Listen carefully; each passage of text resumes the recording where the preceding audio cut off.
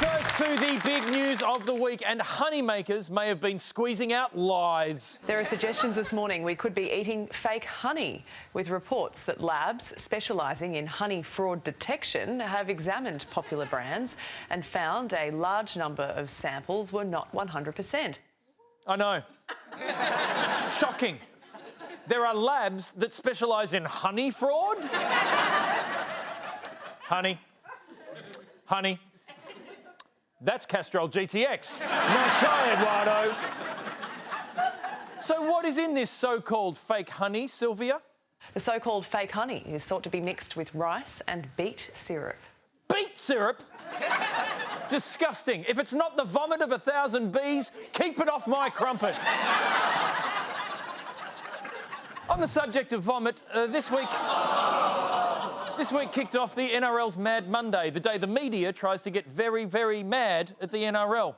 The Daily Telegraph has published some very, very damning photos of some of the players taking their shirts off, and there are reports in that article of heavy drinking, of gambling and of play fighting as well, much to the shock of revellers who were here at the hotel trying to enjoy their Monday afternoon. Oh, yeah. Yeah, I bet those people revelling in a pub at 1 p.m. on a Monday were outraged. Hey. All this naked play fighting, yeah, it's really putting me off my chronic alcoholism, OK?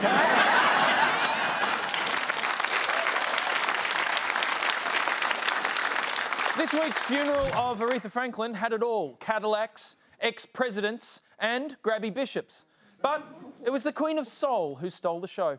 Even in death, the very great Aretha is stunning crowds with her costume changes. On Wednesday, she wore a ravishing red number with red shoes. Yesterday, it was a powder blue ensemble. And today, she's resting in her casket in a shimmering gold and rose-coloured two-piece, complete with pearl necklace and drop earrings. Then tomorrow, she'll be sent off in her white mink coat in what is being described as one heck of a funeral. 4 costume changes. That is impressive. It is not easy to change the clothes on a corpse. So I have heard. And speaking of changing the clothes on a corpse, our new PM, Scott Morrison.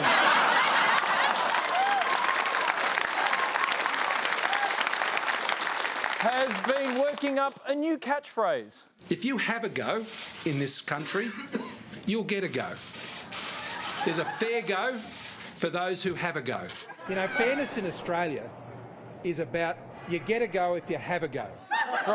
Right. So if I have a go, I get a go. Giving me 2 goes. You see, it's a quid pro go situation. Do you remember the good old days when prime ministerial 3-word slogans used to mean something? You know, like stop the boats. You know, you knew there was a thing, boats. What we were going to do, stop them.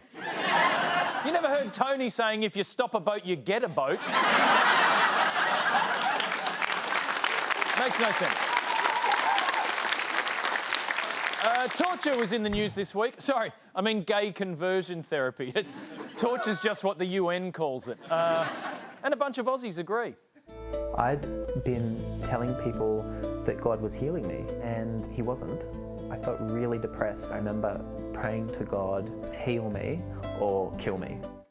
So praying the gay away does not work, and it's actively harming people. The AMA says it has no place in Australian society. So what's the PM going to do? Do you have a view on gay conversion? I suspect it's turning into an issue. Look, Neil, I think people should make their own choices about their own lives, and that's always been my view. I've never been involved in anything like that. I've never supported anything like that, and so, mate, it's just not an issue for me, and I'm not planning to, get engaged in the issue. The PM taking the brave position of not having opinions on things that don't affect him personally. But don't worry, ScoMo's no homophobo. So you love gay people too? Of course I do. Of course he loves gay people. He loves gay people. He'd love to help them. He's just made a commitment to his God not to act on those impulses.